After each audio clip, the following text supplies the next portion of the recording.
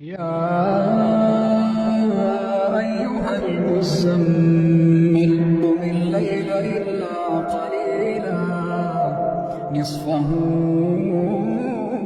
أو انقص منه قليلا أو زد عليه ورتل القرآن ترتيلا إنا سنلقي عليك قولا ثقيلا إن ناشئة الليل هي أشد وطئا وأقوم قيلا إن لك في النهار سبحا طويلا واذكر اسم ربك وتبتل إليه تبتيلا رب المشرق والمغرب لا إله إلا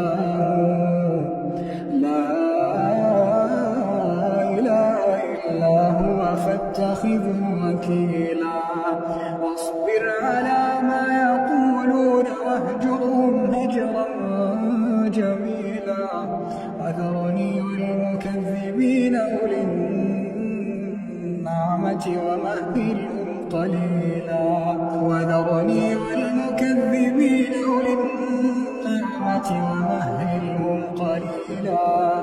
إن لدينا أنكالا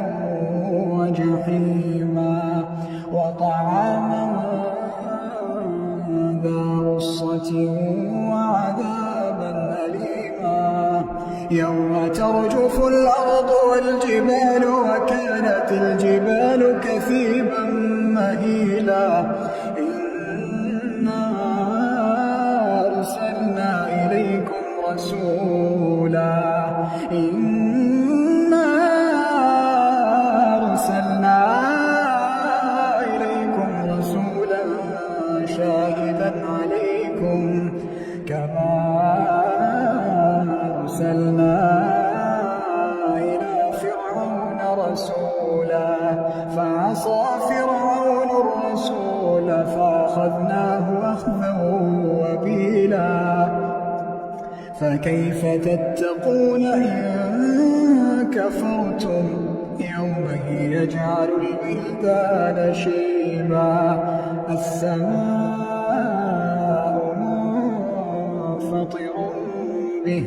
كان وعده مفعولا إن هذه تذكرة فمن شاء اتخذ إلى ربه سبيلا إن ربك يعلم أنك تقوم أدنى من ثلثي الليل ونصفه وثلثه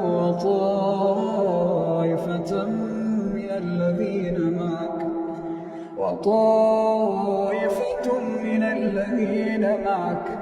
الله يقدر الليل والنهار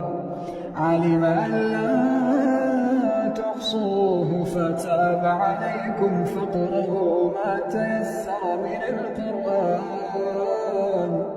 علم أن سيكون منكم مرضى وآخرون يضربون في الأرض يبتغون من فضل الله وآخرون يقاتلون في سبيل الله فاقرؤوا ما تيسر منه